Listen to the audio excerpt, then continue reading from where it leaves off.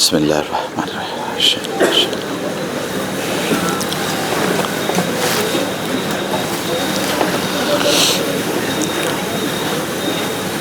الحمد للہ الحمد للہ الذی ابدع الافلاک والارضین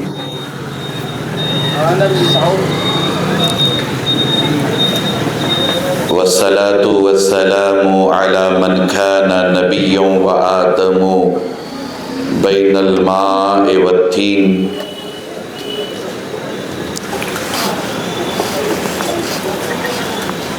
وعلى آله الطيبين والطاهرين وصحبه أجمعين أما بعد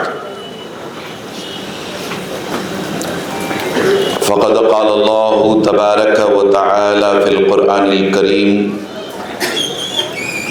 أعوذ بالله من الشيطان الرجيم بسم الله الرحمن الرحيم قد جاءكم من الله نور وكتاب مبين آمنت بالله صدق الله العظيم وصدق رسوله النبي الأمين الكريم ونحن على ذلك لمن الشاهدين والشاكرين والحمد لله رب العالمين.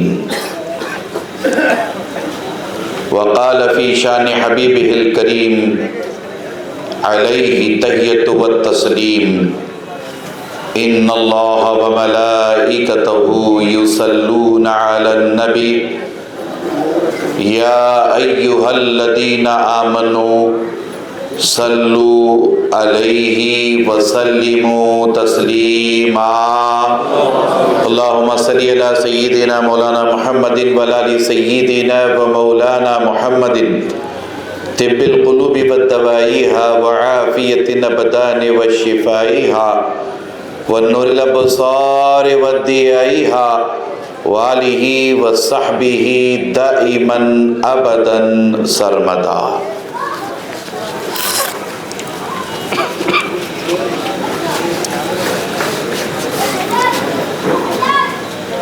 انتہائی محترم محتشم مکرم حضرات علماء کرام، حفاظ اعظام،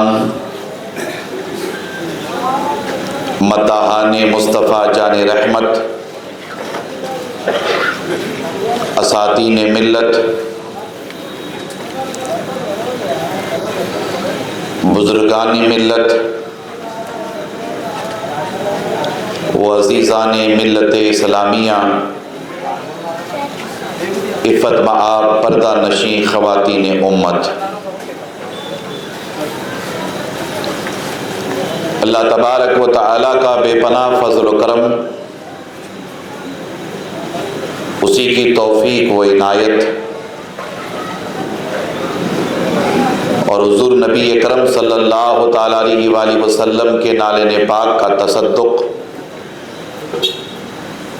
جن کی برکتوں اور عنایتوں سے ہم تمام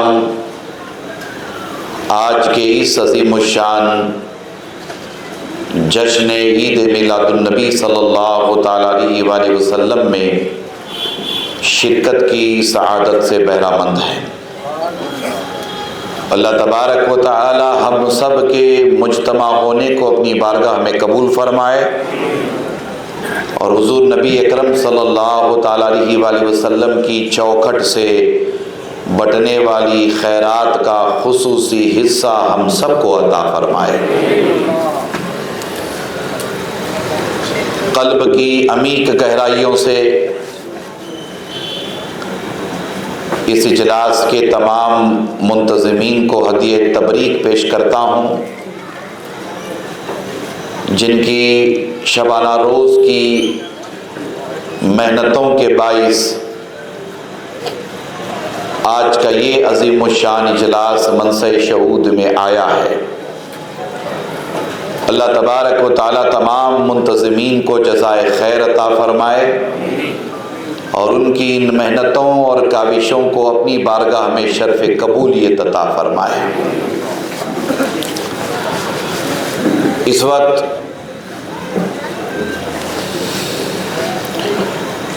پوری دنیا میں حضور نبی اکرم صلی اللہ تعالیٰ علیہ وآلہ وسلم کی ولادت بسعادت کا جشن 1500 سالہ ولادت بسعادت کا جشن منایا جا رہا ہے، اور دنیا کے نقشے پر جیسے ہم آپ اچھی طرح جانتے ہیں کہ 200 سے زیادہ ممالک ہیں، ان 200 سے زیادہ ممالک میں بحمدہ تعالی حضور نبی اکرم صلی اللہ تعالیٰ علیہ وآلہ وسلم کے میلاد پاک کے اجلاس، محافل، اجتماعات، کانفرنسز وغیرہ منعقد ہو رہے ہیں۔ حضور علیہ السلام کی ولادت بسعادت کو 1500 سال مکمل ہوئے، 15 صدیوں سے حضور علیہ السلام کی امت بحیثیت خیر امت آپ کی بارگاہ میں خراج عقیدت اور محبت پیش کرتے آ رہی ہے، اور انشاءاللہ بإذن اللہ صبح قیامت تک ہم آپ حضور نبی اکرم صلی اللہ تعالیٰ علیہ وآلہ وسلم کی بارگاہ میں خراج عقیدت اور محبت پیش کرتے رہیں گے۔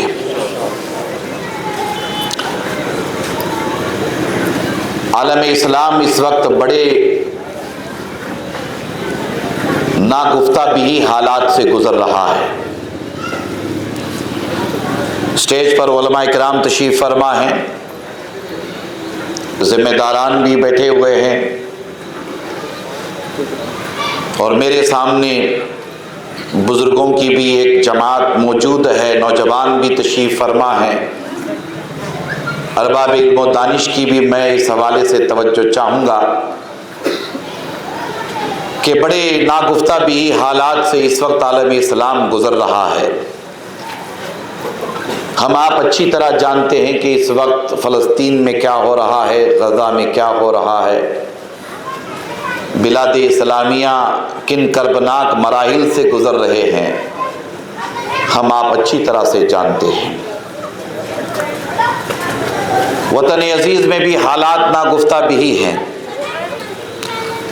کشمیر سے لے کر کنیا کماری تک، گجرات سے لے کر آسام اور بنگال تک ہر جگہ نفرت نفرت نفرت نفرت نفرت نظر آتی ہے۔ ایسے پرفتن دور میں، پرآشوب دور میں، ریکارڈنگ کر رہے ہیں، میں ان سے گزارش کروں گا کہ آپ اس کو بند کر دیں، یہ ڈرون کو بند کر دیں، اس کی ضرورت نہیں ہے بیٹا، ایک مرتبہ لے لیے کافی ہے، آپ ہمیں ڈسٹرب نہ کریں تو بہتر ہوگا۔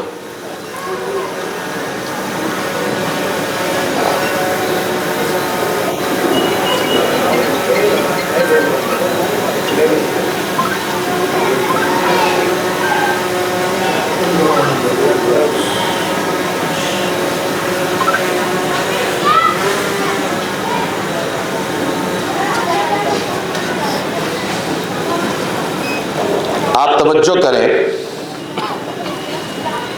کہ ہر طرف آپ کو نفرت نفرت نفرت نفرت نظر آئے گی۔ وطن عزیز میں بھی حالات ناگفتہ بھی ہیں اس حوالے سے کہ ہمارے اپنے وطن میں ایک ماحول نفرتوں کا بنایا گیا ہے، اور اس نفرتوں کے ماحول کا اثر چھوٹے سے چھوٹے گاؤں سے لے کر بڑے سے بڑے شہر تک ہمیں نظر آتا ہے۔ ایسے پرفتن دور میں، پرآشوب دور میں، انتشار، اختلاف اور افتراق کے دور میں حضور نبی اکرم صلی اللہ تعالیٰ علیہ وآلہ وسلم کے میلاد پاک کی محفل سجانا، حضور نبی اکرم صلی اللہ تعالیٰ علیہ وآلہ وسلم کی ولادت بسعادت کا جشن منانا، اور سب کو اکٹھا کر کے حضور نبی اکرم صلی اللہ تعالیٰ علیہ وآلہ وسلم کی سیرت پاک سے روشناس کرانا، کتاب اللہ کی روشنی میں، آیات قرآنی کی روشنی میں، احادیث کی روشنی میں حضور علیہ السلام کی امت کو اکٹھا کرنا، اللہ کے بندوں کو اکٹھا کرنا اور خوب اہتمام کے ساتھ حضور نبی اکرم صلی اللہ تعالیٰ علیہ وآلہ وسلم کے میلاد پاک کا تذکار جمیل کرنا نفرتوں کے اس پرفتن دور میں محبت کے چراغ کو روشن کرنے کے مترادف ہے۔ ہم بڑی ذمہ داری کے ساتھ ہمیشہ سے کہتے چلے آ رہے ہیں کتاب اللہ اور سنت رسول اللہ کو سامنے رکھا جائے، کتاب اللہ اور سنت رسول اللہ کی تعلیمات کو سامنے رکھا جائے تو ہمارا دین، ہمارا مذہب ہمیں قطعی طور پر نفرت کا درس نہیں دیتا ہے، ہمارا دین قطعی طور پر ہمیں عداوت کا سبق نہیں پڑھاتا ہے۔ حضور نبی اکرم صلی اللہ تعالیٰ علیہ وآلہ وسلم کی اس دنیا میں تشریف آوری سے قبل دنیا میں ہر جگہ نفرت نفرت نفرت تھی۔ حضور علیہ السلام کے قدوم میمنت لزوم کی، آپ کی ولادت بسعادت کی اور آپ کے میلاد پاک کی یہ برکتیں رہی کہ آپ کے آنے سے اللہ تبارک و تعالی نے نفرتوں کا خاتمہ فرما دیا اور ہر جگہ ہمیں محبت محبت محبت نظر آنے لگی۔ قرآن مجید کی ایک دو نہیں بے شمار آیات شاہد عدل ہیں۔ حضور نبی اکرم صلی اللہ تعالیٰ علیہ وآلہ وسلم کے میلاد پاک کا یہ عظیم الشان اجلاس آپ کے اپنے گاؤں، آپ کے اپنے شہر دولت آباد کے لیے نہیں، حیدرآباد کے لیے نہیں، تلنگانہ کے لیے نہیں، بلکہ پورے بھارت کے لیے سنگ میل کی حیثیت حاصل کرے گا کہ ہم اس نبی پاک کا میلاد منا رہے ہیں جن کی تعلیمات میں نفرت نہیں محبت ہے، جن کی تعلیمات میں عداوت نہیں، صرف اور صرف پیار ہے، صرف اور صرف محبت ہے۔ یہ پیغام یہاں سے انشاءاللہ تبارک و تعالی ہر جگہ جانا چاہیے، ہر جگہ یہ پیغام پہنچنا چاہیے۔ آپ قرآن مجید پڑھیں گے، حضور نبی اکرم صلی اللہ تعالیٰ علیہ وآلہ وسلم کے احادیث کا مطالعہ کریں گے تو اللہ تبارک و تعالیٰ بڑے دل نشیں، بڑے دل نواز انداز میں اپنے حبیب علیہ الصلاۃ والسلام کی شان و عظمت بیان فرماتا ہے۔ قرآن میں 30 پارے ہیں، 114 سورتیں ہیں، 6666 آیتیں ہیں۔ آپ قرآن مجید کا مطالعہ کریں گے تو آپ کو پتہ چلے گا اللہ تبارک و تعالی جہاں قرآن مجید میں عقیدہ توحید بیان فرماتا ہے، جہاں عقیدہ آخرت کا تذکرہ ملتا ہے، جہاں رب تبارک و تعالی جنت کے احوال کا ذکر فرماتا ہے، جہنم کے ہولناک مناظر کا تذکار قرآن مجید میں موجود ہے، وہیں اللہ تبارک و تعالیٰ قرآن مجید میں بہت ہی دل نشیں اور دل نواز انداز میں اپنے حبیب علیہ الصلاۃ والسلام کی نعت بھی بیان فرماتا ہے۔ جس محبت کے ساتھ اور جس دل نشیں اور دل نواز انداز میں رب تبارک و تعالیٰ قرآن مجید میں اپنے حبیب علیہ الصلاۃ والسلام کی شان و عظمت بیان فرماتا ہے، اسی رب ذوالجلال والاکرام کی عزت کی قسم میرے آقا و مولا علیہ الصلاۃ والسلام کی شان و عظمت کوئی ہستی بیان کر سکتی ہے تو وہ ذات اللہ کی ذات ہے، وہ ذات اللہ کی ذات ہے۔ رب تبارک و تعالیٰ قرآن مجید میں اپنے حبیب علیہ الصلاۃ والسلام کی شان و عظمت بیان فرماتا ہے۔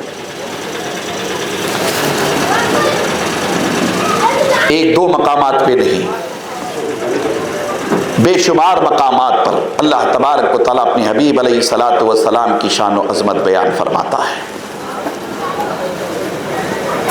یہی قرآن مجید ہے، اسی قرآن مجید کو آپ اٹھا کر کے پڑھ لیں، اللہ کا یہ مقدس کلام ہماری آپ کی رہبری رہنمائی کرتا ہے اور میں اس مقام پہ رک کر بڑی ذمہ داری کے ساتھ عرض کرتا ہوں کہ حضور علیہ السلام کی شان و عظمت بیان کرنا، حضور علیہ السلام کے چہرے والضحیٰ کا ذکر کرنا، حضور علیہ السلام کے زلف واللیل کا ذکر کرنا، حضور علیہ السلام کے شرح صدر کا ذکر کرنا، حضور نبی اکرم صلی اللہ تعالیٰ علیہ وآلہ وسلم کی زبان مبارک کا تذکرہ کرنا، حضور نبی اکرم صلی اللہ تعالیٰ علیہ وآلہ وسلم کے چشمان اقدس کا ذکر کرنا، آپ کی شان سماعت کا ذکر کرنا، آپ کے نبوت و رسالت والے ہاتھوں کا ذکر کرنا، آپ کے قد زیبا کا ذکر کرنا، حضور علیہ السلام کی شان و عظمت بیان کرنا، یہ اللہ تبارک و تعالیٰ کی بڑی پیاری سنت ہے، اللہ تبارک و تعالیٰ کی بڑی پیاری سنت ہے۔ حضرات گرامی، قرآن مجید کا مطالعہ آپ کریں، ایک دو نہیں، بے شمار ہزاروں نہیں، لاکھوں احادیث کا ذخیرہ ہمارے اپنے سامنے ہے۔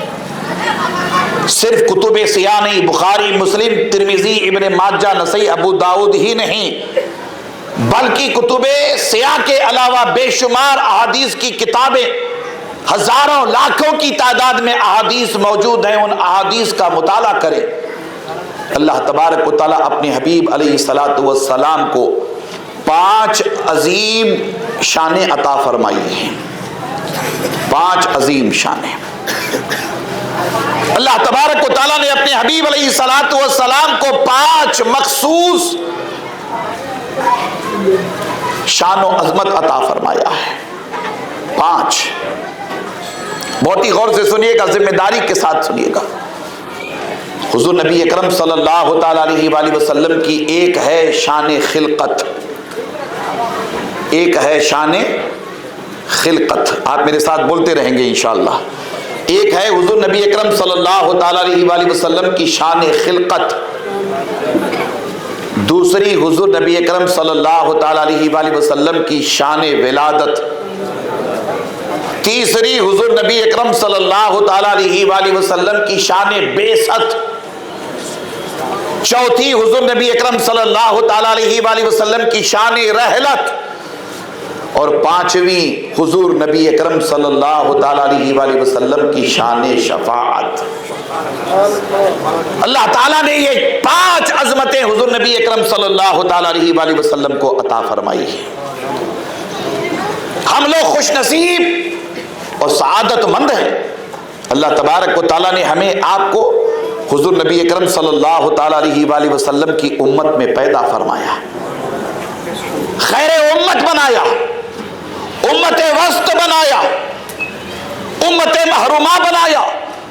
اللہ تبارک و تعالیٰ نے ایسی شان، ایسی عظمت اپنے حبیب علیہ الصلاۃ والسلام کی امت کو عطا فرمائی کہ انبیاء علیہم السلام میں ایک طبقہ ایسا گزرا ہے جو حضور علیہ السلام کی امت بننے کی خواہش رکھتا تھا۔ اللہ تبارک و تعالیٰ نے ہمیں آپ کو وہ شرف عطا فرمایا ہے۔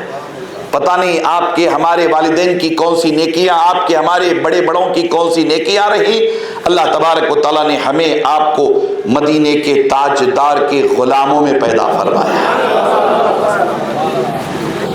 غور کرے، توجہ کرے، حضور نبی اکرم صلی اللہ تعالیٰ علیہ وآلہ وسلم کی شان خلقت یہ ہے۔ اکثر آپ علماء سے سنتے رہتے ہیں، جلسوں میں، کانفرنسوں میں، جمعہ میں، کتاب اللہ و سنت رسول اللہ کی روشنی میں عرض کر رہا ہوں، حضور نبی اکرم صلی اللہ تعالیٰ علیہ وآلہ وسلم کی شان خلقت یہ ہے کہ اللہ تبارک و تعالیٰ اپنے حبیب علیہ الصلاۃ والسلام کے نور کو تخلیق فرمانا چاہا۔ حضور نبی اکرم صلی اللہ تعالیٰ علیہ وآلہ وسلم کے نور کو اللہ تبارک و تعالیٰ وجود بخشنا چاہا۔ یہاں علماء بیٹھے ہوئے ہیں، ذمہ داران بیٹھے ہوئے، میں توجہ چاہوں گا، ہمارے اکھنڈ بھارت کے بہت بڑے محدث، ایک جملہ بول رہا ہوں، کون سا؟ اکھنڈ، بولیے، اکھنڈ بھارت، اکھنڈ بھارت، ہمارے اکھنڈ بھارت کے ایک بہت بڑے محدث، کم و بیش جن کا زمانہ گزرا ہے 400 سال ہو گئے، حضرت شیخ عبدالحق محدث دہلوی، محقق الاطلاق، جن کی سند حدیث کے بغیر ہمارے اپنے دیش میں کسی کی سند حدیث مکمل نہیں ہوتی، خواہ وہ علماء بریلی ہوں خواہ وہ علماء دیوبند ہوں، کسی کی سند حدیث مکمل نہیں ہوتی۔ ہم سب حضرت شیخ علی الاطلاق کی بارگاہ میں خراج عقیدت اور محبت پیش کرتے ہیں، ہم سب پیش کرتے ہیں۔ شیخ عبدالحق محدث دہلوی رحمۃ اللہ تعالی علیہ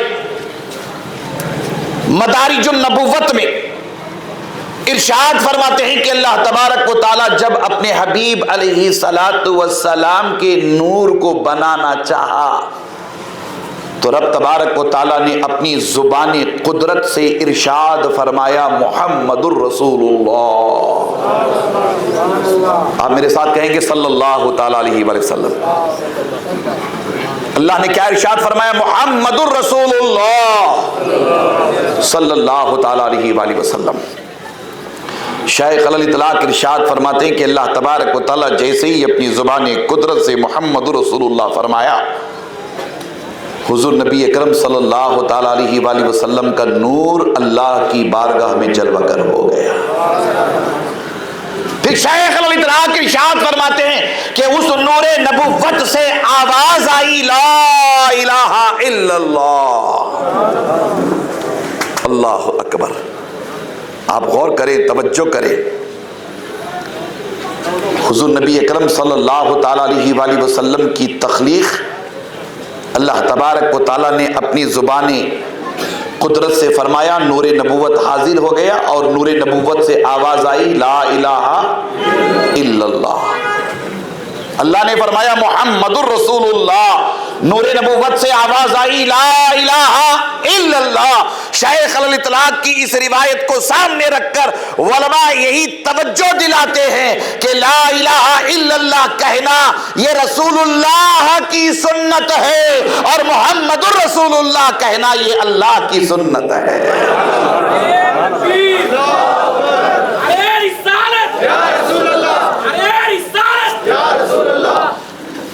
اللہ تبارک و تعالیٰ کی بارگاہ میں نور نبوت حاضر ہو گیا۔ اللہ تبارک و تعالیٰ کی بارگاہ میں حضور نبی اکرم صلی اللہ تعالیٰ علیہ وآلہ وسلم کا نور حاضر ہو گیا۔ حضور نبی اکرم صلی اللہ تعالیٰ علیہ وآلہ وسلم صحابہ کے ساتھ بیٹھے ہوئے تھے، صحابہ کے ساتھ گفتگو ہو رہی تھی، دین سکھایا جا رہا تھا۔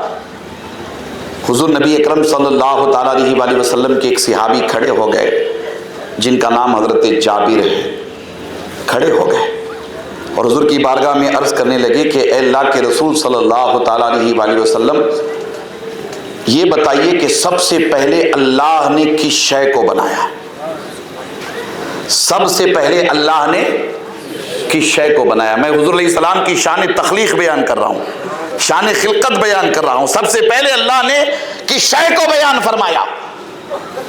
حضور نبی اکرم صلی اللہ تعالیٰ علیہ وآلہ وسلم ارشاد فرماتے ہیں کہ اے جابر، سب سے پہلے اللہ نے تیرے نبی کے نور کو بنایا۔ پھر میرے آقا و مولا صلی اللہ تعالیٰ علیہ وآلہ وسلم ارشاد فرماتے کہ اے جابر، سب سے پہلے اللہ نے تیرے نبی کے نور کو بنایا اور سب سے پہلے اللہ نے تیرے نبی کے نور کو اپنے نور سے بنایا، اپنے نور سے بنایا۔ اسی لیے حضور علیہ السلام کے اسماء مبارکہ ہیں نا، ان میں ایک اسم مبارک ہے نور اللہ۔ کیا ہے ایک اسم مبارک؟ کیا ہے بولیے؟ دولت آباد میں ہے کسی کا نام نور اللہ؟ نہیں ہے تو نیت کر لیجئے اللہ بیٹا عطا فرمائے تو ہم اس کا نام رکھیں گے نور اللہ، ہے نا؟ نور اللہ، نور اللہ۔ حضور کے اسماء مبارکہ میں ایک اسم مبارک ہے نور اللہ، نور اللہ۔ پھر اسی کو قرآن مجید بیان کرتا ہے قد جاءکم من اللہ نور و کتاب مبین، تحقیق اللہ کی جانب سے نور اور روشن کتاب آئے، ہے نا؟ نور آیا اور روشن کتاب آئی۔ میں بہت تفصیل میں نہیں جانا چاہ رہا ہوں، بس آپ کی توجہ کا طالب ہوں۔ سارے مفسرین اس میں بڑی جماعت، بالخصوص علامہ محمود آلوسی، یہ علماء جانتے اچھی طرح سے، علامہ محمود آلوسی رحمۃ اللہ تعالی علیہ صاحب تفسیر روح المعانی وہ بیان کرتے ہیں کہ اس آیت کریمہ میں نور جس کا ذکر ہو رہا ہے، نور اس سے کوئی اور نہیں حضور علیہ السلام کی ذات مبارکہ ہے، اور روشن کتاب سے مراد کوئی اور کتاب نہیں، قرآن مجید ہے۔ مسلمانوں ہم بڑے خوش نصیب ہیں، سعادت مند ہیں۔ اللہ تبارک و تعالیٰ نے ہمیں نبی دیا تو نور والا نبی دیا، اور کتاب دی تو نور والی کتاب عطا فرمائی۔ اللہ اکبر۔ ہمارے ہاں اندھیرا، بولیے، ہمارے یہاں اندھیرا نہیں ہے، ہمارے یہاں اندھیرا نہیں ہے۔ میں کچھ روایتیں نوٹ کر کے لایا ہوں، وہ آپ کو سنا کر کے آگے بڑھنا چاہوں گا حوالے جات کے ساتھ، اور آپ کی توجہ کا بھی طالب امید ہے کہ آپ توجہ کریں گے انشاءاللہ تعالی۔ ہمارے یہاں اندھیرا نہیں ہے، اندھیرا ہمارے یہاں صرف روشنی ہے، اجالا ہے، اجالا ہے۔ اس لیے مولانا کہ اندھیرے کا تعلق گمراہی سے ہے نا، اندھیرے کا تعلق گمراہی سے، اجالے کا تعلق ہدایت سے ہے۔ رات آپ اپنے گھر کی طرف جا رہے ہو، راستے میں پتہ نہیں پتھر وغیرہ پڑا ہوا ہے، اندھیرا ہے تو ٹھوکر لگی گر گئے، یہ اندھیرا ہے۔ اور اجالا ہے تو آپ کو پتہ چلے گا کہ پتھر ہے راستے میں، تو آپ پتھر سے سائیڈ میں دائیں بائیں سے آپ گزر جائیں گے، گریں گے نہیں۔ اسی لیے بڑی ذمہ داری کے ساتھ بار بار یہ سبق پڑھایا جاتا ہے۔ الحمدللہ ہم جس نبی کا میلاد مناتے ہیں، جس نبی کی سیرت کے تذکرے کرتے ہیں، جس نبی کی شان و عظمت بیان کرتے ہیں، جس نبی کی عظمتوں کے گن گاتے ہیں، اور جس نبی کا جشن مناتے ہیں، اللہ نے اس نبی کو نور والا نبی بنایا، اور اس نور والے نبی کو کوئی ظلمت والی نہیں، نور والی ایسی عظیم کتاب عطا فرمائی جسے کتاب مبین کہا جاتا ہے کہ اے مسلمانوں تمہاری شان بڑی نرالی ہے، اللہ نے تمہیں نور والا نبی عطا فرمایا اور روشن کتاب عطا فرمائی تاکہ تم نبی علیہ السلام کی اور قرآن مجید کی تعلیمات کی روشنی میں چلو تو دولت آباد سے منزل مقصود تک پہنچ جاؤ۔ ہم بڑے خوش نصیب ہیں، بڑے سعادت مند ہیں۔ اللہ تبارک و تعالیٰ نے اپنی حبیب علیہ الصلاۃ والسلام کو نور بنایا، اور پھر حضور نبی اکرم صلی اللہ تعالیٰ علیہ وآلہ وسلم کی شان خلقت بڑی عظیم، بڑی بے مثال، اس پر ہم لوگ گفتگو کرتے رہیں تو یہ مختصر سا وقت اجازت نہیں دے گا۔ میں اپنی گفتگو کو بڑی تیزی کے ساتھ آگے بڑھا رہا ہوں، آپ توجہ کے ساتھ سنیں گے انشاءاللہ تعالی۔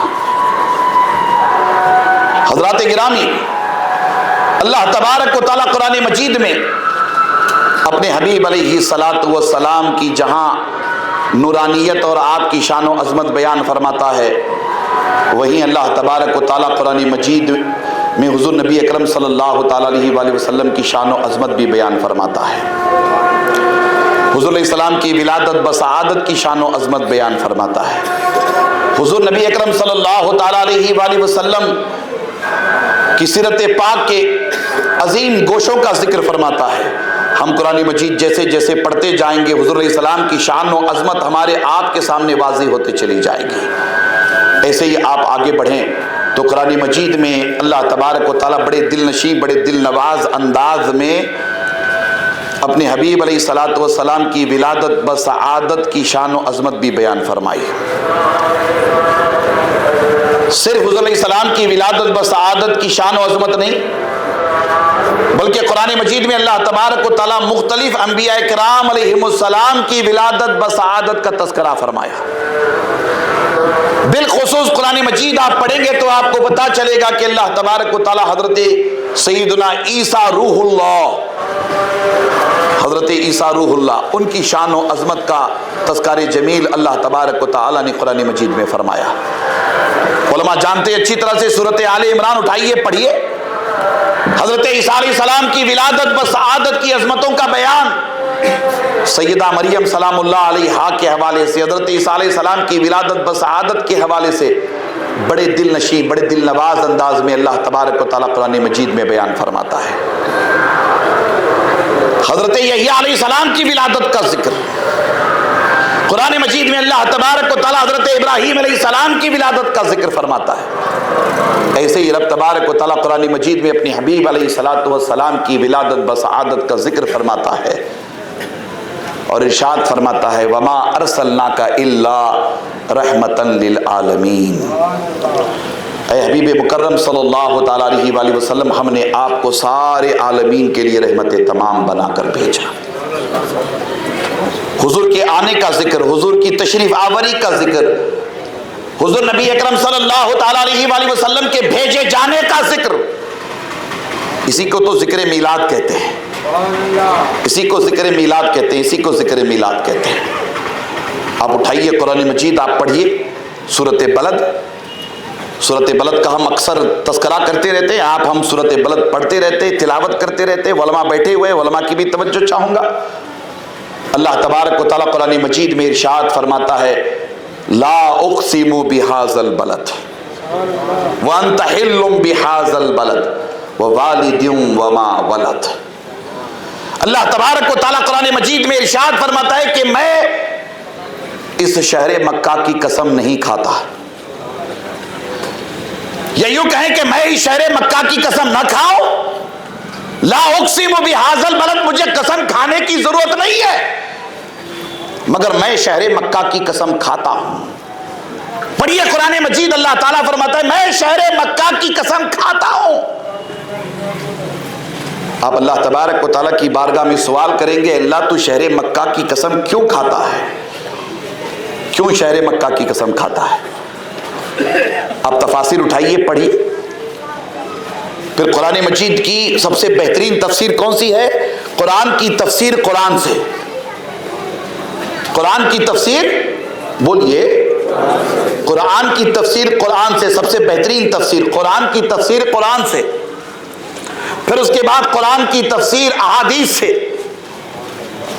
پھر اس کے بعد جتنی تفاسیر آئی ہیں ان کے درجات بعد میں ہیں، مگر یہ دو درجے قرآن مجید کی تفسیر، قرآن مجید کو سمجھنے کے حوالے سے کہ قرآن کو قرآن سے سمجھو اور قرآن کو حضور علیہ السلام کے احادیث کی روشنی میں سمجھو۔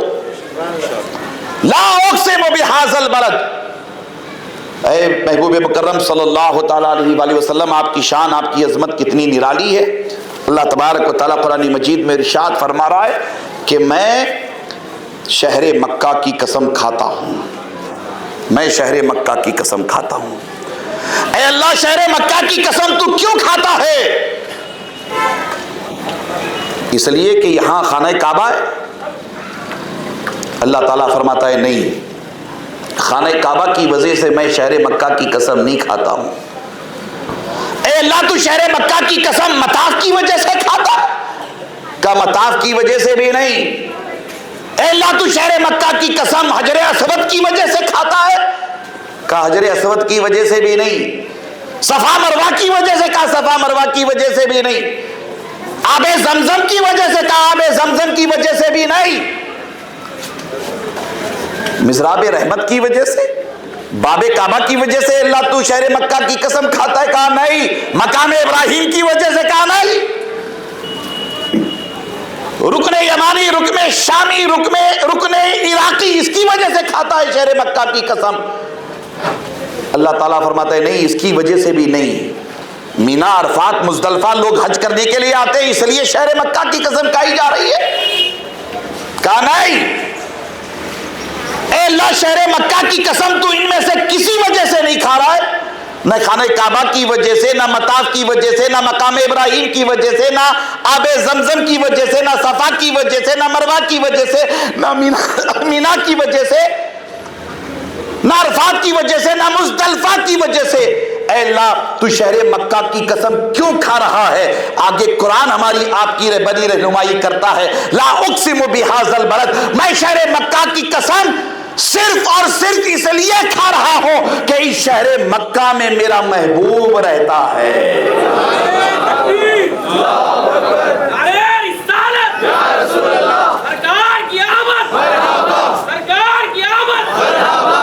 اللہ اکبر۔ وَأَنْتَ حِلٌّ بِهَذَا الْبَلَدِ، اے میرے محبوب آپ اس شہر مکہ میں رہتے ہو، آپ اس شہر میں رہتے ہو، اس لیے میں شہر مکہ کی قسم کھا رہا ہوں۔ میں قرآن آپ کے سامنے عرض کر رہا ہوں۔ پھر آگے بڑھیے، پھر شہر مکہ کی قسم اللہ پھر دو وجوہات بیان فرما رہا ہے، دو اور وجوہات ہیں جن کی وجہ سے میں شہر مکہ کی قسم کھا رہا ہوں۔ علماء کی بھی توجہ چاہوں گا۔ لا اقسم بہذا البلد وانت حل بہذا البلد، میں شہر مکہ کی قسم اس لیے کھا رہا ہوں کہ اس شہر مکہ میں میرا محبوب رہتا ہے۔ وانت حل بہذا البلد، میرا محبوب اس شہر میں رہتا ہے، اس لیے شہر مکہ کی قسم کھا رہا ہوں۔ ووالد وما ولد، اس شہر مکہ کی قسم میں اس لیے کھا رہا ہوں کہ یہ شہر مکہ میرے محبوب کے باپ دادا کا شہر ہے، اور اس شہر مکہ کی قسم اس لیے میں کھاتا ہوں کہ اسی شہر مکہ میں میرے محبوب کا میلاد ہوا ہے۔ ووالد وما ولد، یہی پیدائش ہوئی ہے حضور علیہ السلام کی، ولادت یہی ہوئی ہے، ولادت یہی ہوئی ہے۔ اللہ اکبر۔ حضور کی شان ولادت دیکھیے کیسی ہے، اللہ تبارک و تعالی حضور علیہ السلام کی شان ولادت کی قسم کھا رہا ہے، قسم یاد فرما رہا ہے۔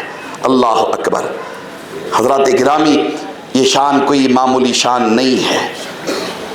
اللہ تبارک و تعالیٰ نے یہ عظمت اپنے حبیب علیہ الصلاۃ والسلام کو اپنی بارگاہ سے عطا فرمائی کہ اے میرے محبوب آپ کی ولادت اس شہر میں ہوئی ہے، اس لیے میں اس شہر کی قسم کھاتا ہوں۔ آگے بڑھیے، حضور نبی اکرم صلی اللہ تعالیٰ علیہ وآلہ وسلم کی ولادت بسعادت مکہ مکرمہ میں ہوئی، سب کو پتہ ہے۔ ربیع الاول میں ہوئی، سب کو پتہ ہے۔ دوشنبے کے دن ہوئی، سب کو پتہ ہے۔ 12 ربیع الاول کو ہوئی، یہ بھی سب کو پتہ ہے ولادت۔ صبح صادق کے وقت حضرت عبداللہ کے گھر حضرت آمنہ کے بطن مبارک سے حضور علیہ السلام اس دنیا میں تشریف لائے، ہے نا۔ اسی کو ذکر میلاد کہتے، ذکر سیرت کہتے، اس میں کسی کا کوئی اختلاف نہیں ہے۔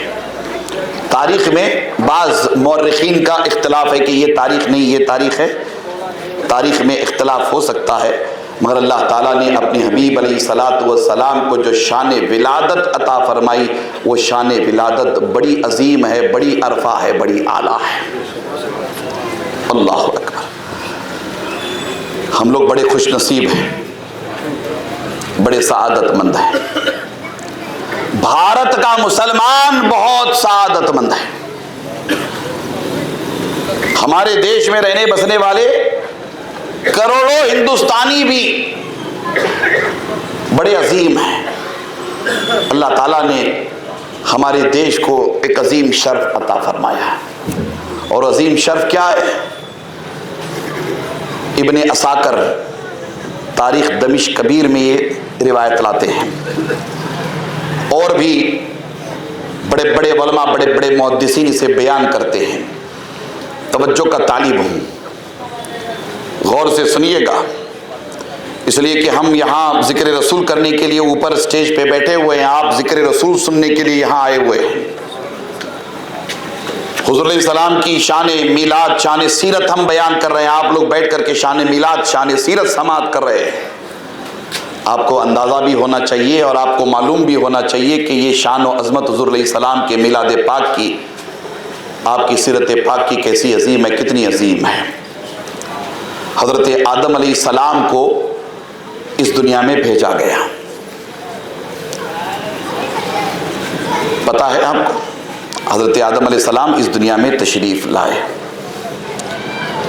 اللہ تبارک و تعالیٰ نے حضرت آدم علیہ السلام کو اس دنیا میں بھیجا۔ حضرت آدم علیہ السلام اس دنیا میں جس ملک میں آئے، میں لفظ ملک بول رہا ہوں تاکہ بات سمجھ میں آ جائے، اس وقت ملک بنا نہیں تھا، مگر جس ملک میں آئے، جس خطے میں آئے، جس علاقے میں آئے، بحمدہ تعالی وہ ملک ہمارا بھارت ہے۔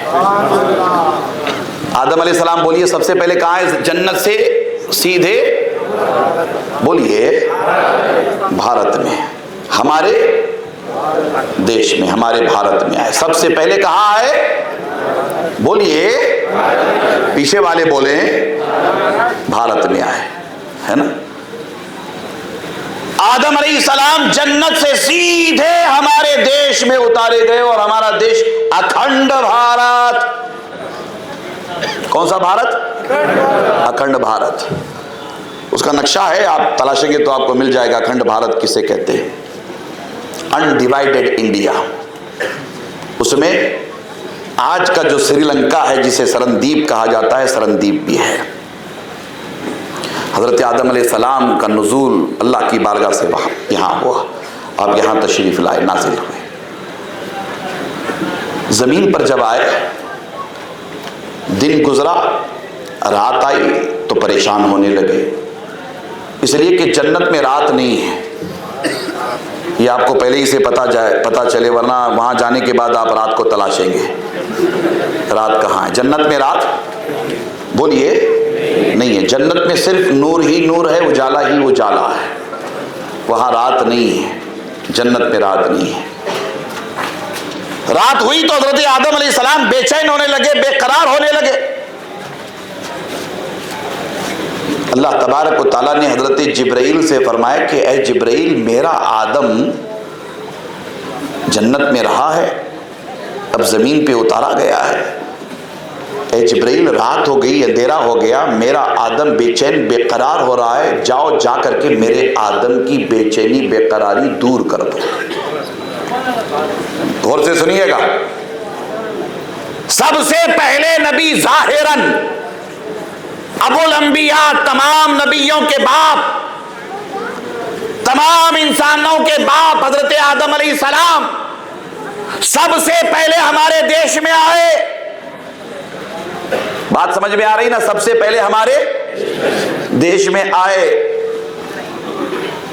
دن گزرا، رات آئی، بے چین بے قرار ہونے لگے۔ اللہ تعالیٰ نے جبرائیل سے فرمایا، جبرائیل جاؤ، میرا آدم بے چین بے قرار ہو رہا ہے، میرے آدم کی بے چینی بے قراری دور کر دو۔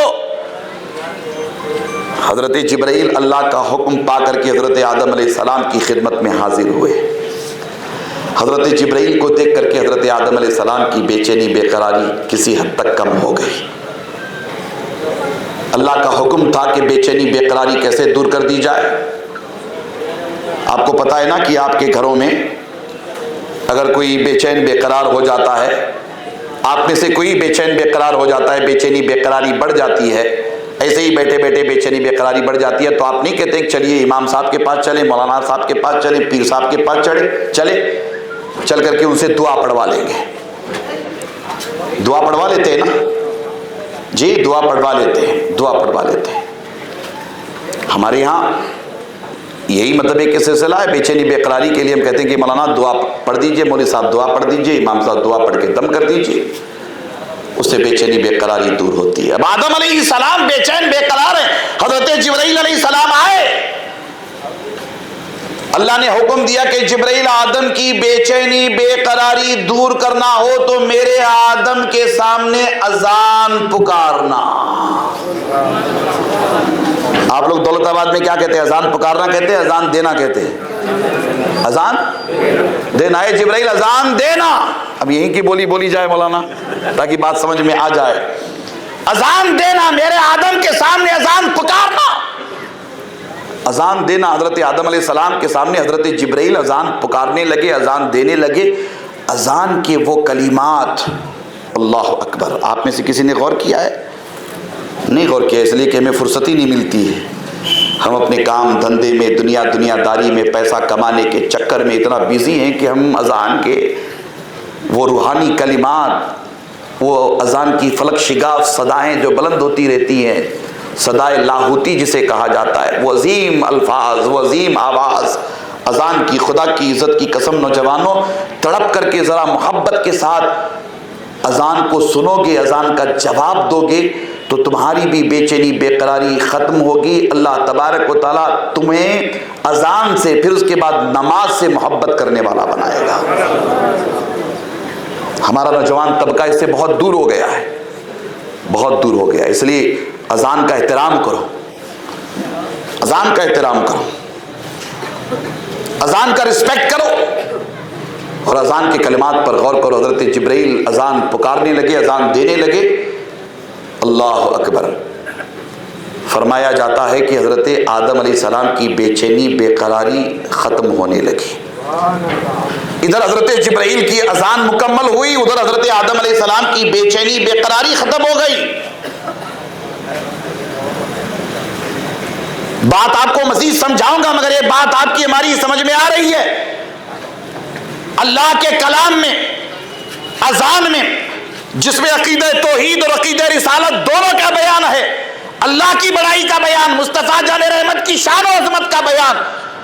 دولت آباد کے مسلمانوں, اذان میں اتنا پاور ہے کہ اگر ایمانداری کے ساتھ اذان دی جائے, دل جمعی کے ساتھ اذان سنی جائے تو آج بھی اذان کی آواز سے بے چینی بے قراری دور ہو سکتی ہے. اللہ سکون اور اطمینان عطا فرما دیتا ہے.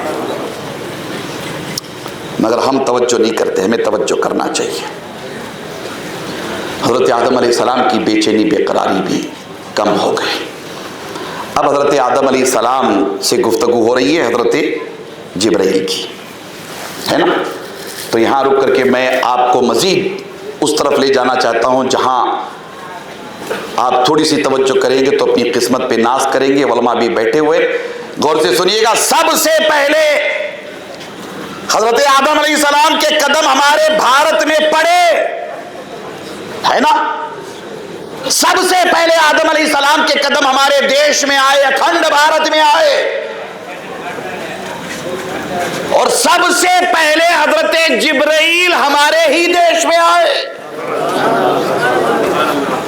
اور نوجوان اگر توجہ کر رہے تو اپنی قسمت پہ ناز کریں گے. سب سے پہلی اذان ہمارے بھارت میں ہی دی گئی. اسی لیے ہم کہتے ہیں کہ اسلام بھارت میں باہر سے نہیں آیا, اسلام پہلے دن سے بھارت میں ہے نا. اسلام پہلے دن سے, بولیے, بھارت میں ہے. پہلے دن سے بھارت. آدم علیہ السلام آئے تو اسلام ہی لے کر آئے. اور سب سے پہلی اذان ہمارے دیش میں ہوئی ہے اور انشاءاللہ قیامت تک ہوتی. بولیے انشاءاللہ, بولیے. آپ لوگ ڈرے ہوئے تو نہیں ہے نا. انشاءاللہ تعالی قیامت تک ہمارے دیش میں اذان ہوتی رہے گی انشاءاللہ, انشاءاللہ.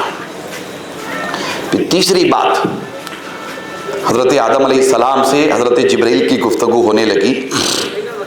حضرت آدم علیہ السلام نے حضرت جبرائیل سے پوچھا کہ جبرائیل, یہ محمد رسول اللہ کون ہے؟ غور سے سنیے گا, یہ محمد رسول اللہ کون ہے؟ حضرت جبرائیل نے حضرت آدم کو متوجہ کرایا.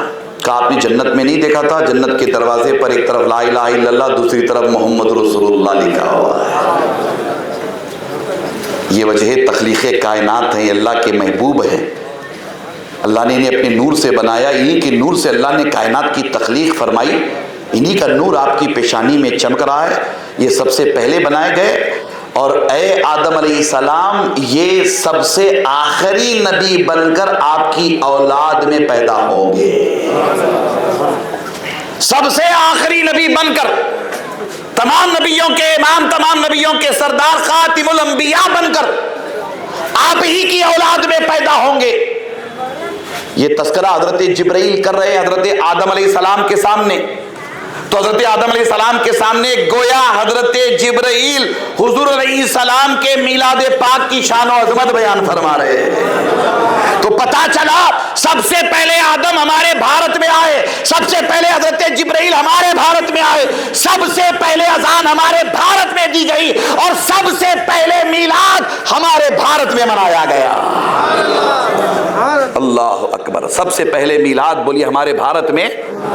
میلاد کہتے کسے؟ حضور کی شان و عظمت کا بیان, حضور کی ولادت کا بیان, حضور کی تشریف آوری کا بیان, حضور کی سیرت کا بیان. اور بڑی شان و عظمت دیکھیے کیسی ہے حضور کے میلاد کی, کہ سب سے پہلے میلاد ہمارے دیش میں منایا گیا, اور میلاد کی شان و عظمت بیان کرنے والے جبرائیل, اور میلاد کی شان و عظمت سننے والے حضرت آدم علیہ السلام. اللہ اکبر. یہ ہمارے لیے, آپ کے لیے بڑے شرف کی بات ہے, بہت بڑے شرف کی بات ہے. حضرات گرامی, حضور نبی اکرم صلی اللہ تعالی علیہ وآلہ وسلم کی شان ولادت جس قدر ہم آپ بیان کرتے چلے جائیں گے وہ کم ہے، جس قدر بیان کرتے چلے جائیں۔ آپ اٹھائیے احادیث کی کتابیں، ان میں حوالے جات کے طور پر آپ کو سناؤں تو آپ اپنی قسمت پہ رشک کریں گے، ناز کریں گے۔ اللہ تبارک و تعالیٰ نے اپنے حبیب علیہ الصلوۃ والسلام کو شان ولادت کیسی عطا فرمائی ہے، یہ امام مسلم اپنی صحیح میں روایت لاتے ہیں، کتاب الصیام میں باب استجاب صیام میں یہ روایت لاتے ہیں، حضرت امام مسلم صحیح مسلم میں روایت لاتے ہیں۔ اللہ کے رسول صلی اللہ تعالیٰ علیہ وآلہ وسلم ہر پیر کو روزہ رکھتے تھے، بولیے ہر پیر کو روزہ رکھتے تھے۔ صحابہ کرام رضوان اللہ تعالیٰ علیہ مجمعین حضور علیہ السلام کی اطاعت اور اتباع میں وہ بھی روزہ رکھنے لگے۔ اب صحابہ کی شان بڑی نرالی، حضور کی اطاعت اتباع میں ہمیشہ آگے آگے آگے رہتے تھے، ہر پیر کو روزہ رکھنے لگے۔ ایک موقع پر کسی صحابی نے حضور علیہ السلام کی خدمت میں سوال کیا، اے اللہ کے رسول آپ ہر پیر کو روزہ کیوں رکھتے ہیں؟ ہر پیر کو روزہ کیوں رکھتے ہیں؟ حضور نبی اکرم صلی اللہ تعالیٰ علیہ وآلہ وسلم ارشاد فرماتے ہیں کہ پیر کے دن میں روزہ اس لیے رکھتا ہوں کہ پیر کے دن اللہ نے میرا میلاد فرمایا ہے، پیر کے دن اللہ نے میرا میلاد فرمایا ہے۔ پھر ارشاد فرماتے ہیں کہ میں پیر کے دن روزہ اس لیے رکھتا ہوں کہ پیر کے دن میری بعثت ہوئی، یعنی اللہ نے مجھے حکم دیا، 40 سال کی میری عمر مبارک ہوئی، اللہ نے جب مجھے حکم دیا کہ اپنے نبی رسول ہونے کا اعلان کر دو، تو جس دن میں نے اپنے نبی رسول ہونے کا اعلان کیا وہ دن بھی پیر کا، بولیے کون سا دن تھا؟ پیر کا دن تھا۔ پھر حضور نبی اکرم صلی اللہ تعالیٰ علیہ وآلہ وسلم ارشاد فرماتے کہ سب سے پہلی وحی جس دن مجھ پر نازل ہوئی وہ پیر کا دن تھا۔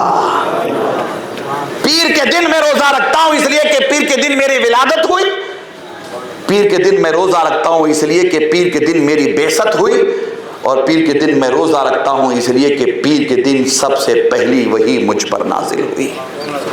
مولانا ترتیب دیکھیں کتنی شاندار ہے، پہلے ولادت کا بیان، پھر اس کے بعد بعثت کا بیان، پھر اس کے بعد نزول وحی کا بیان۔ ترتیب کتنی شاندار ہے، پہلے ولادت کا بیان، پھر بعثت کا بیان، پھر نزول وحی کا بیان۔ حضور نبی اکرم صلی اللہ تعالیٰ علیہ وآلہ وسلم کو اپنی ولادت بسعادت سے، اپنے میلاد سے، اپنے میلاد کے تذکرے سے اتنی محبت تھی کہ پیر کے دن روزہ رکھنے کی نسبت کو پہلے اپنی ولادت کی طرف کیا، پھر اس کے بعد بعثت کا ذکر کیا، پھر اس کے بعد نزول قرآن کا ذکر کیا۔ بات یہاں سے آپ کی ہماری سمجھ میں یہ آتی ہے کہ پہلے میلاد ہے، بعد میں بعثت ہے، بعد میں نزول قرآن ہے۔ حضور کی ولادت ہوئی، حضور اس دنیا میں تشریف لائے، بہت ہی غور سے سنیے گا، حضور کی شان ولادت کتنی عظیم ہے۔ حضور اس دنیا میں تشریف لائے تو آپ کی ولادت بسعادت کے صدقے میں اللہ تبارک و تعالیٰ نے ہمیں آپ کو اسلام عطا فرمایا۔ حضور کا میلاد ہوا، حضور علیہ السلام کی ولادت کے صدقے و طفیل میں اللہ تبارک و تعالیٰ نے ہمیں آپ کو ایمان عطا فرمایا، قرآن عطا فرمایا، نماز عطا فرمائی، روزہ عطا فرمایا، زکوٰۃ کا نظام عطا فرمایا، حج کی سعادت عطا فرمائی۔ اللہ تبارک و تعالیٰ نے ہمیں آپ کو عقیدہ توحید، عقیدہ رسالت، عقیدہ آخرت عطا فرمایا، اور اللہ تبارک و تعالیٰ نے حضور کے میلاد کے صدقے و طفیل میں ہم سب کو مسلمان بنایا۔ ایمانداری سے بتائیے کہ یہ ساری بہاریں حضور کی تشریف آوری سے ہے نا؟ ہے نا؟ حضور کی تشریف آوری سے یہ ساری بہاریں ہیں۔ آج پوری دنیا میں اسلام کی جو رونق عظمت ہمیں آپ کو نظر آتی ہے، یہ حضور کے میلاد پاک کا تصدق ہے، یہ حضور کے میلاد پاک کا فیضان ہے۔ مسجد کے میناروں سے اذان کی فلک شگاف صدائیں بلند ہوتی ہے، اللہ اکبر اللہ اکبر اللہ اکبر اللہ اکبر۔ مسجد کے میناروں سے یہ فلک شگاف اذان کی صدائیں اس بات کی گواہی دیتے ہیں کہ اذان کی یہ نعمت اللہ نے مسلمانوں کو حضور کے میلاد کے صدقے میں عطا فرمائی ہے۔ آپ اس دنیا میں تشریف لائے تو یہ ساری نعمتیں ملی۔ ہم آپ بہت ہی اہتمام کے ساتھ رمضان گزارتے، یہ شان رمضان، یہ عظمت رمضان، یہ نعمت رمضان اللہ نے حضور کے میلاد کے صدقے میں ہمیں آپ کو عطا فرمایا ہے۔ حضور نبی اکرم صلی اللہ تعالیٰ علیہ وآلہ وسلم کی ولادت ہوئی تو بڑی عجیب و غریب شان و عظمت تھی، بڑے معجزات اس وقت بھی ظاہر ہوئے، مہر العقول واقعات ظاہر ہوئے۔ سیدہ آمنہ فرماتی ہے کہ ہم نے دیکھا کہ حضور علیہ السلام کی ولادت بسعادت ہوئی، چھوٹا سا نورانی بچہ، اللہ اکبر، بڑی عجیب و غریب شان کے ساتھ میرا بیٹا اس دنیا میں آیا۔ سیدہ فرماتی ہے کہ میں نے دیکھا میرا بیٹا ولادت کے ساتھ ہی اپنا سر سجدے میں رکھ کر اللہ کی حمد و ثنا بیان کر رہا ہے، امت کے لیے دعا کر رہا ہے، اللہ کی حمد و ثنا بیان کر رہا ہے۔ حضور نبی اکرم صلی اللہ تعالیٰ علیہ وآلہ وسلم کا میلاد اور حضور علیہ السلام کا سر سجدے میں لے جانا، یعنی یہ کہ ولادت کے ساتھ ساتھ اللہ کی بارگاہ میں سجدہ کرنا، اس کے بڑے گہرے تعلقات ہیں۔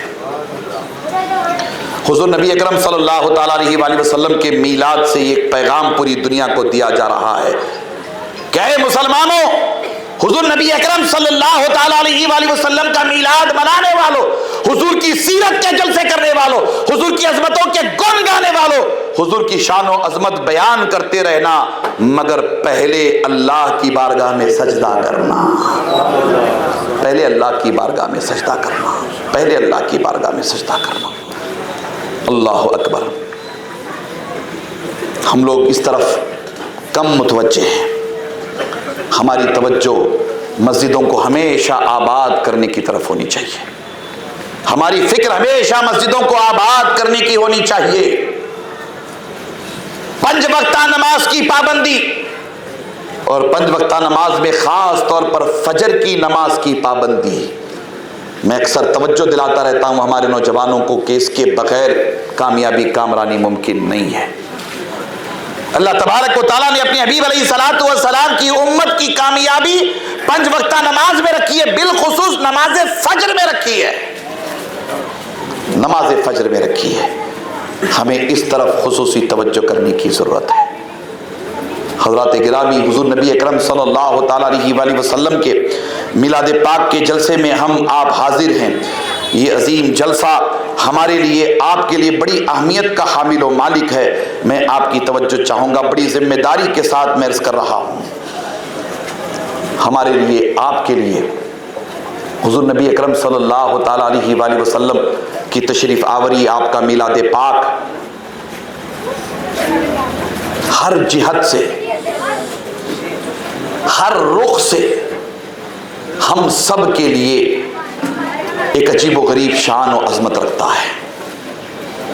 آپ غور کریں گے، توجہ کریں گے، حضور نبی اکرم صلی اللہ تعالیٰ علیہ وآلہ وسلم جس علاقے میں آپ کا میلاد ہوا، جس ملک میں، جس خطے میں آپ کا میلاد ہوا، وہ ملک، وہ خطہ، ہم آپ اسے حجاز کہتے ہیں، عرب کہتے ہیں۔ حالات کس قدر ناگفتہ بھی تھے، حالات کس قدر خراب تھے، آپ لوگ اکثر علماء سے سنتے رہتے ہیں۔ جناب والا حضور نبی اکرم صلی اللہ تعالیٰ علیہ وآلہ وسلم کی تشریف آوری سے پہلے انسان کا دشمن تھا۔ مکہ مکرمہ میں، جزیرۃ العرب میں، حجاز مقدس میں بات بات پہ تلوار نکلتی تھی، بات بات پہ تلوار نکلتی تھی، بات بات پہ تلوار نکلتی تھی۔ حضور نبی اکرم صلی اللہ تعالیٰ علیہ وآلہ وسلم کی تشریف آوری ہوئی تو آپ علیہ الصلوۃ والسلام کی تشریف آوری کی برکتیں یہ رہی کہ جو آپس میں دشمن تھے، حضور کے قدموں کے صدقے وہ طفیل میں اللہ تعالیٰ نے انہیں دوست بنا دیا، بھائی بنا دیا۔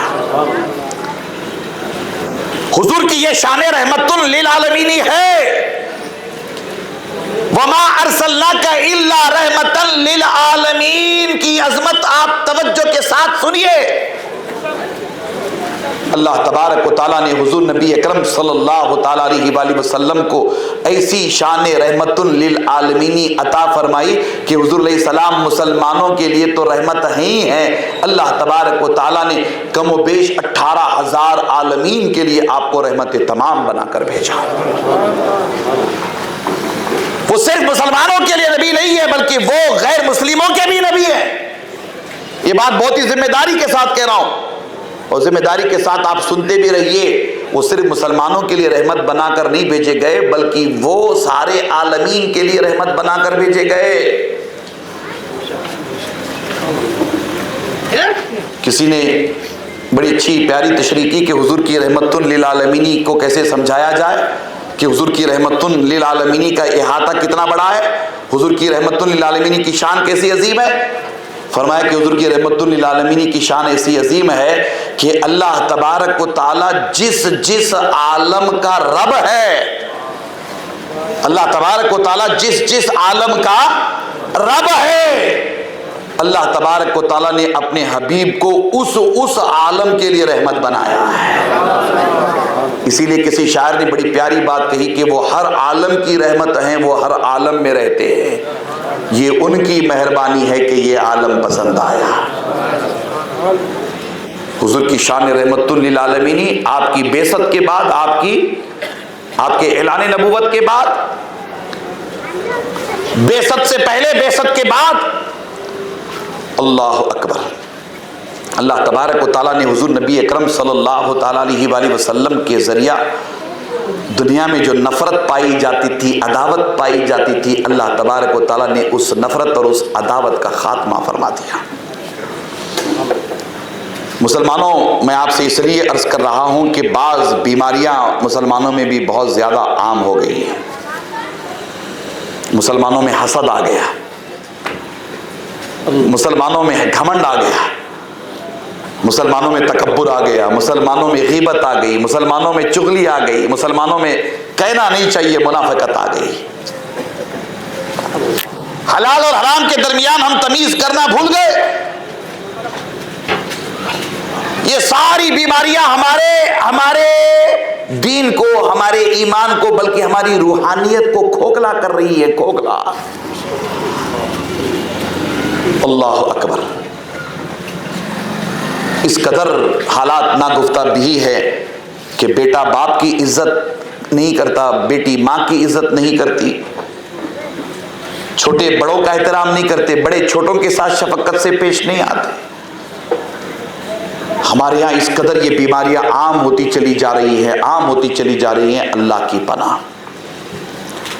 حضور نبی اکرم صلی اللہ تعالیٰ علیہ وآلہ وسلم کا ہم آپ میلاد منا رہے ہیں.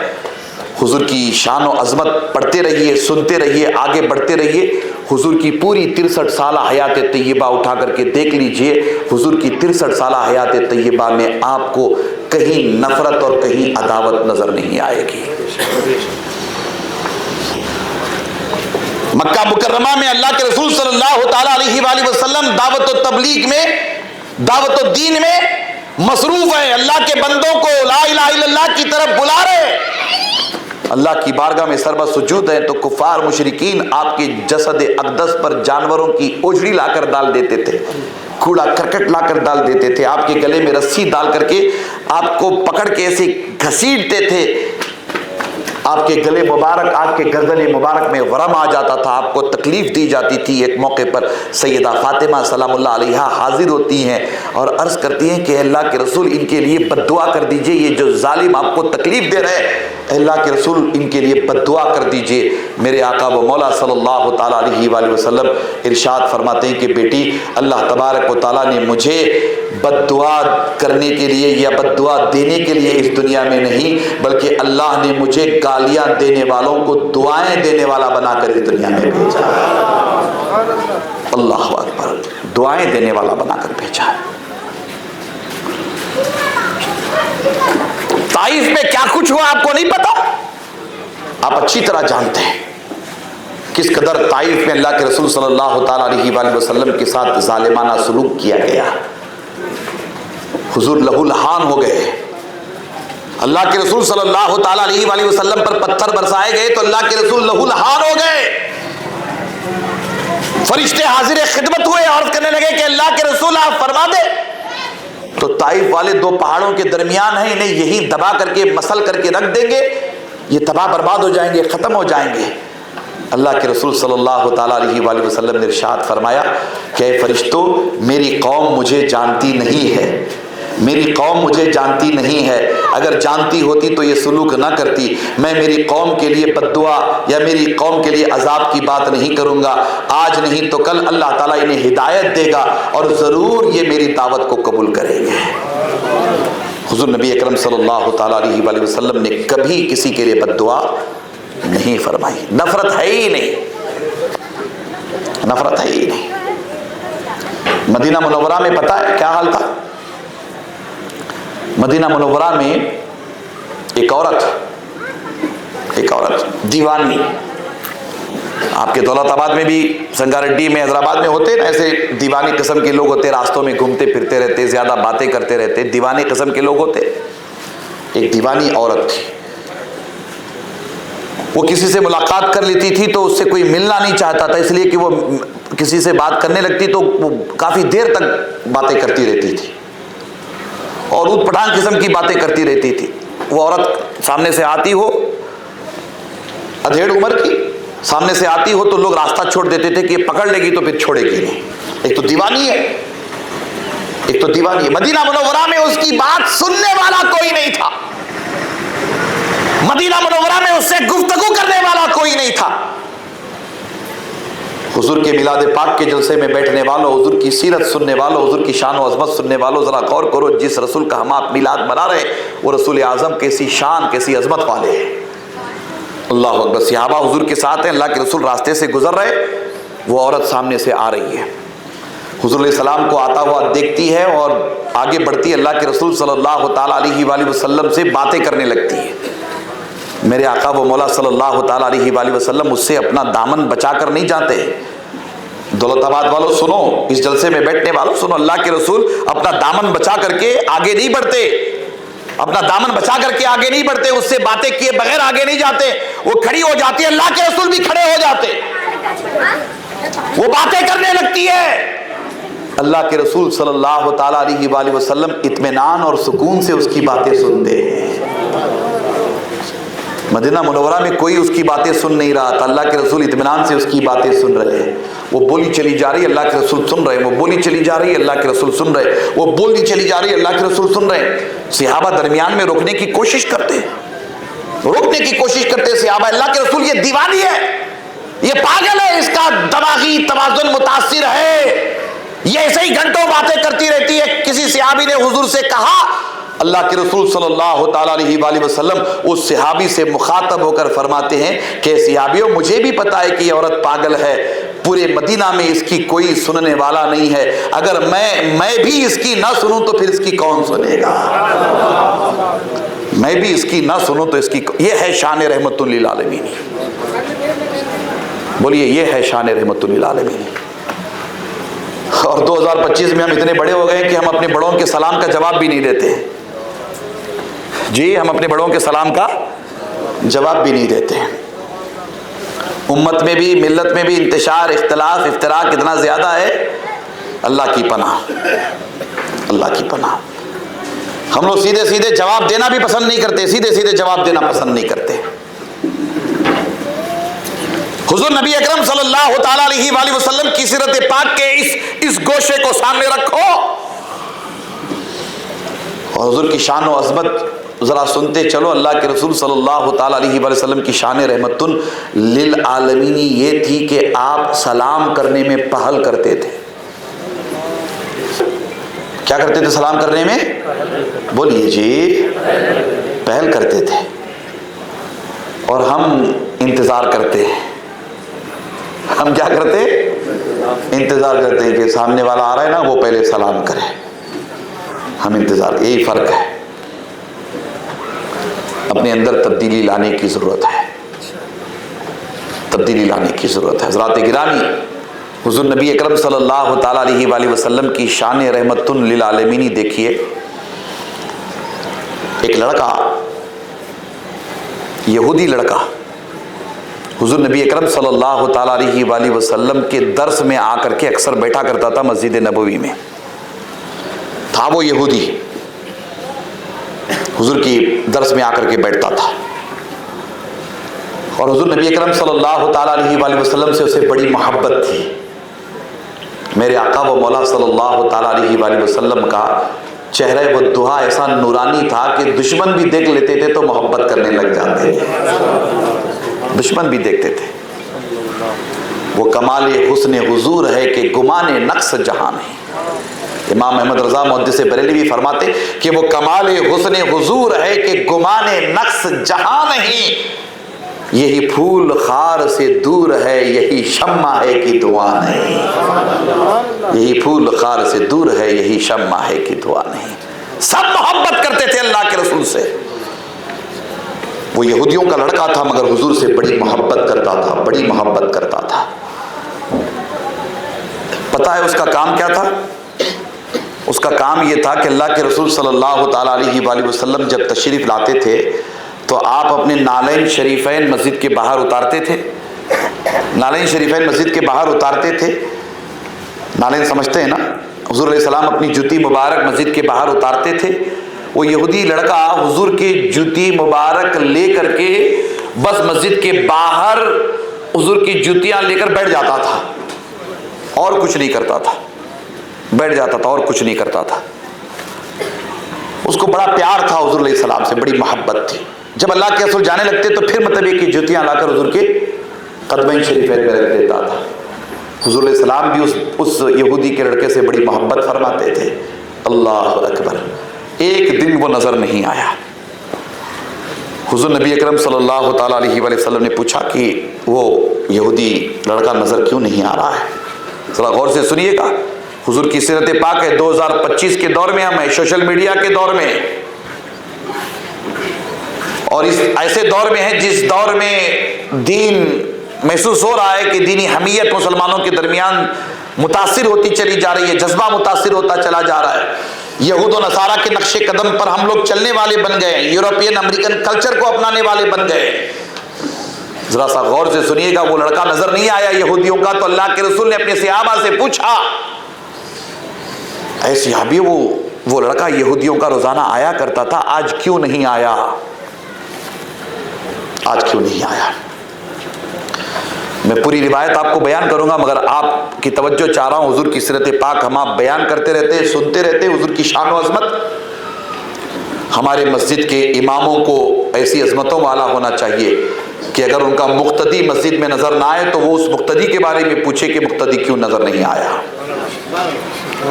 یہ بات غور سے سنیے گا۔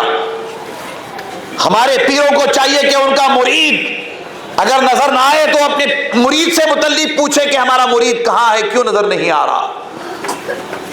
آپ کے بھائیوں میں، آپ کے دوستوں میں کوئی دوست آپ کا نظر نہ آئے تو آپ اپنے دوستوں کے بارے میں پوچھنے والے بنے کہ ہمارا دوست نظر کیوں نہیں آ رہا ہے۔ حضور کی یہ سنت مبارکہ، اللہ کے رسول صلی اللہ تعالیٰ علیہ وآلہ وسلم کا اس یہودی لڑکے سے کیا رشتہ؟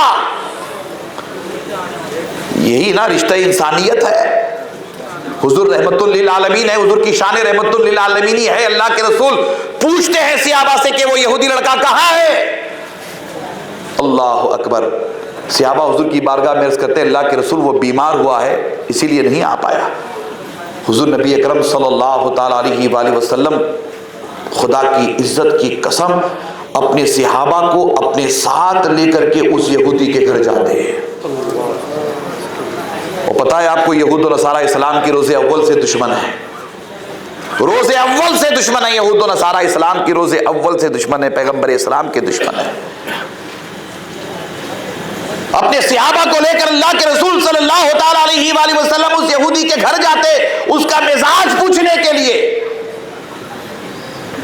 دولت آباد والوں، ہم آپ 2025 میں اتنی ترقی کر گئے ہیں کہ سگا بھائی بیمار ہوتا ہے تو ہمارے پاس ٹائم نہیں ہے اس کی عیادت کے لیے، بہن بیمار ہوتی ہے تو ہمارے پاس ٹائم نہیں ہے اس کی مزاج پرسی کے لیے، پڑوسی بیمار ہوتا ہے تو ہمارے پاس وقت نہیں ہے اس کی مزاج پرسی کے لیے۔ چونکہ آج کل دور موبائل کا ہے، واٹس ایپ کا ہے، ہم فون کر لیتے ہیں، فون کر کے توفیق دے اللہ تو مزاج پوچھ لیتے ہیں کہ طبیعت کیسی ہے آپ کی، مزاج کیسا ہے آپ کا، اتنا پوچھ لیتے ہیں۔ حضور کی سیرت کو سامنے رکھ کر کے ذرا اپنا محاسبہ کیجئے، جائزہ لیجئے، ہم آپ کہاں کھڑے ہیں، ہماری آپ کی زندگی بندگی کیسے گزر رہی ہے۔ حضور علیہ السلام اس کے گھر گئے آپ یقین جانیں کہ حضور اس کے گھر گئے تو گھر والوں کی خوشی کی انتہا نہیں تھی. بولیے، گھر والوں کی خوشی کی انتہا نہیں تھی. وہ یہودی دیکھ کر اللہ کے رسول کو بے پناہ خوش ہوتا ہے. وہ یہ سمجھ رہا تھا کہ حضور نبی اکرم صلی اللہ تعالیٰ علیہ وآلہ وسلم ہمیں اپنا دشمن سمجھتے ہیں. اللہ کے رسول گھر گئے. اللہ اکبر. وہ یہودیوں کا لڑکا بستر پہ لیٹا ہوا تھا، شدید بیمار تھا، بستر مرگ پہ تھا، اور مرض اتنا شدید تھا کہ اس کا انتقال کبھی بھی ہو سکتا تھا. اللہ کے رسول اس کے قریب گئے. حضور علیہ السلام کو دیکھ کر کے وہ بے پناہ خوش ہوا، بے انتہا خوش ہوا. اس کی خوشی کی انتہا نہیں تھی. اللہ کے رسول اس کے سر پہ ہاتھ پھیرتے، پیشانی پہ ہاتھ رکھتے ہیں. آپ اندازہ لگائیں دولت آباد والوں، وہ یہودی لڑکا کتنا خوش نصیب ہوگا جس کے سر پر اللہ کے رسول نے اپنا دست مبارک رکھا ہو. کتنا خوش نصیب ہوگا. اللہ اکبر. اس کے گھر گئے ہیں، وہ یہودی کتنا خوش نصیب ہوگا. ہم تو وہ شعر پڑھنے میں ہی رہ گئے نا کہ سنا ہے آپ ہر ایک عاشق کے گھر تشریف لاتے ہیں، میرے گھر میں بھی ہو جائیں چراغاں یا رسول اللہ. خواب میں حضور کا دیدار کرنے کی آرزو تمنا ہم سب کی ہے. کاش ہماری زندگی ایسی ہوتی، ہماری بندگی ایسی ہوتی، ہمارے خواب ایسے ہوتے. اللہ اکبر. حضور علیہ السلام اس کے سر پہ ہاتھ پھیرتے ہیں اور میرے آقا و مولا صلی اللہ علیہ وسلم اس یہودی لڑکے سے کہتے ہیں کہ بیٹا کلمہ پڑھ لے اور مسلمان ہو جا. کلمہ پڑھ لے اور مسلمان ہو جا. وہ یہودی لڑکا، اس کا باپ کھڑا تھا اس کے پائنتی. وہ یہودی لڑکا اپنے باپ کو دیکھتا ڈر رہا تھا. دل میں محبت تو پہلے ہی سی تھی مگر ڈر رہا تھا، اپنے باپ کو دیکھ کر کے ڈر رہا تھا. اس کا باپ، اس کی بھی خوشی کی انتہا نہیں تھی. وہ اشاروں میں کہتا ہے کہ بیٹا رحمت للعالمین جو فرما رہے ہیں اس پر عمل کرو. بیٹا رحمت للعالمین جو فرما رہے ہیں اس پر عمل کرو. اس نے اجازت دے دی. صحابہ فرماتے ہیں کہ وہ یہودی لڑکا کلمہ پڑھتا ہے مسلمان ہو جاتا ہے. کلمہ پڑھتا ہے مسلمان ہو جاتا ہے. ادھر کلمہ پڑھا مسلمان ہوا، پھر تھوڑی ہی دیر میں، چند لمحات میں اس کی روح اس کے بدن سے پرواز کر جاتی ہے، اس کا انتقال ہو جاتا ہے. اللہ کے رسول صلی اللہ تعالیٰ علیہ وآلہ وسلم اس کی نماز جنازہ پڑھاتے. اللہ اکبر. ذرا غور کیجئے، حضور نبی اکرم صلی اللہ تعالیٰ علیہ وآلہ وسلم اس بچے کی نماز جنازہ پڑھاتے. اس کی تدفین عمل میں آتی ہے اور اللہ کے رسول بشارت دیتے ہیں کہ اللہ تبارک و تعالیٰ نے اس بچے کو جنت نعیم میں اعلیٰ جگہ عطا فرمایا ہے. اللہ اکبر. حضرات گرامی، یہ ہے محبت، یہ ہے رافت، یہ ہے احترام انسانیت. ہم آپ حقوق اللہ تو ادا کر رہے ہیں، 5 وقت نماز کے پابند بن گئے بحمدہ تعالیٰ، بہت اچھی بات ہے. رمضان کے روزے بھی رکھ رہے ہیں، بہت اچھی بات ہے. زکوٰۃ بھی دے رہے ہیں، یہ بھی بہت اچھا عمل ہے. حاجی صاحب ہو گئے، بہت اچھی بات ہے. حقوق اللہ ادا کرنے میں ہم نے کوئی کسر نہیں چھوڑی ہے. حضور علیہ السلام کے میلاد پاک، آپ کی سیرت پاک کی تعلیمات کیا ہیں؟ حقوق اللہ کے ساتھ ساتھ حقوق العباد بھی ادا کیجیے. حقوق العباد بھی ادا کیجیے. جن کے ماں باپ ناراض ہوں گے، جن کے ماں باپ اپنے بچوں سے ناخوش ہوں گے، میں آپ کو بتا رہا ہوں وہ اولاد قطعی طور پر اللہ اور اس کے رسول کو خوش نہیں کر سکتی. قطعی طور پر اللہ اس کے رسول کو خوش نہیں کر سکتی. حقوق العباد ادا کیجئے. بھائیوں کے حقوق، بہنوں کے حقوق، پڑوسیوں کے حقوق، دوست احباب رشتہ داروں کے حقوق. ایک مسلمان کے دوسرے مسلمان پہ حقوق کتنے علماء بیان کرتے رہتے ہیں، جمعہ میں آپ کو سناتے رہتے. سلام کرے تو جواب دو، دعوت دے تو قبول کرو، جنازہ آئے تو جنازے میں شریک ہو جاؤ. سناتے رہتے ہیں نا. حقوق العباد ادا کرنے میں مخلص بنیے. ہم آپ حقوق اللہ ادا کرنے میں بہت آگے نکل گئے بحمدہ تعالیٰ، اچھی بات ہے، بہت آگے نکل گئے، مگر حقوق العباد ادا کرنے میں ہم لوگ بہت پیچھے ہیں. ہمیں اپنا محاسبہ کرنا چاہیے. یہ دیکھنا چاہیے کہ میری ماں مجھ سے ناراض تو نہیں ہے، میرے والد مجھ سے ناراض تو نہیں ہے، میرے بھائی بہن مجھ سے ناراض تو نہیں ہے، میرا دوست، میرا پڑوسی مجھ سے ناراض تو نہیں ہے. اگر آپ کے پڑوسی کے گھر میں چولہا نہیں جلتا ہے، آپ کا پڑوسی رات بھوکا سو جاتا ہے، تو تو یاد رکھیے گا کل قیامت کے دن اللہ تبارک و تعالیٰ آپ کو آپ کے پڑوسی سے متعلق سوال کرے گا. آپ کو آپ کے پڑوسی سے متعلق سوال کرے گا، سوال ہوگا آپ سے. ماں، اللہ اکبر. حضور نبی اکرم صلی اللہ تعالیٰ علیہ وآلہ وسلم نے بار بار فرمایا نا کہ ماں کے قدموں کے نیچے جنت ہے، ماں کے قدموں کے نیچے جنت ہے، ماں کے قدموں کے نیچے جنت ہے. اللہ کے رسول صلی اللہ تعالیٰ علیہ وآلہ وسلم چھوٹے سے تھے، آپ کی والدہ ماجدہ کا انتقال ہو گیا، سیدہ آمنہ سلام اللہ علیہا کا انتقال ہو گیا. آپ چھوٹے تھے، عمر چھوٹی تھی آپ کی، آپ کا بچپن شریف تھا. آپ کی پرورش سیدہ دائی حلیمہ نے فرمائی. پھر اس کے بعد سیدہ فاطمہ بنت اسد، حضرت ابو طالب کی زوجہ محترمہ امام علی کی والدہ ماجدہ نے فرمائی. جب تک آپ کے دادا تھے حضرت عبد المطلب، آپ ان کی کفالت میں رہے. پھر اس کے بعد آپ حضرت ابو طالب کی کفالت میں گئے، آپ کے چچا نے آپ کی پرورش فرمائی. وہ ماں جس نے اللہ کے رسول صلی اللہ تعالیٰ علیہ وآلہ وسلم کو دودھ پلایا تھا، جسے ساری دنیا رضائی ماں کہتی ہے، رضائی ماں. دولت آباد والوں، مدینہ منورہ میں اللہ کے رسول مسجد نبوی میں ہیں، صحابہ کے ساتھ بیٹھے ہوئے ہیں. دائی حلیمہ سعدیہ بڑھاپے کو پہنچ گئی ہیں، بڑھاپے کو پہنچ گئی. مسجد نبوی میں اللہ کے رسول سے ملاقات کرنے کے لیے تشریف لاتی ہے. مسجد نبوی میں جیسے ہی دائی حلیمہ کو اللہ کے رسول آتا ہوا دیکھتے ہیں، صحابہ فرماتے ہیں کہ حضور علیہ السلام اپنی دودھ پلانے والی ماں کی تعظیم اور احترام میں کھڑے ہو جاتے ہیں، کھڑے ہو جاتے ہیں. اور آج ہمارا حال یہ ہے کہ گھر میں ہماری ماں، ہمارے والد ہمارے سامنے سے آتے جاتے رہتے ہیں، اور یہ بے ادب اولاد ٹانگ پہ ٹانگ ڈال کے بیٹھی رہتی ہے، ٹانگ پہ ٹانگ ڈال کے بیٹھے رہتی ہے. ہم اپنے ماں باپ کا ادب احترام نہیں کر پائے، خاک ہم اللہ کے رسول کا ادب احترام کر پائیں گے. پھر صحابہ فرماتے ہیں کہ جیسے ہی دائی حلیمہ اندر آئی مسجد میں، اللہ کے رسول نے انہیں آگے بلایا، اور آگے بلا کر ایک صحابی فرماتے ہیں کہ حضور نبی اکرم صلی اللہ تعالیٰ علیہ وآلہ وسلم کے دوش مبارک پر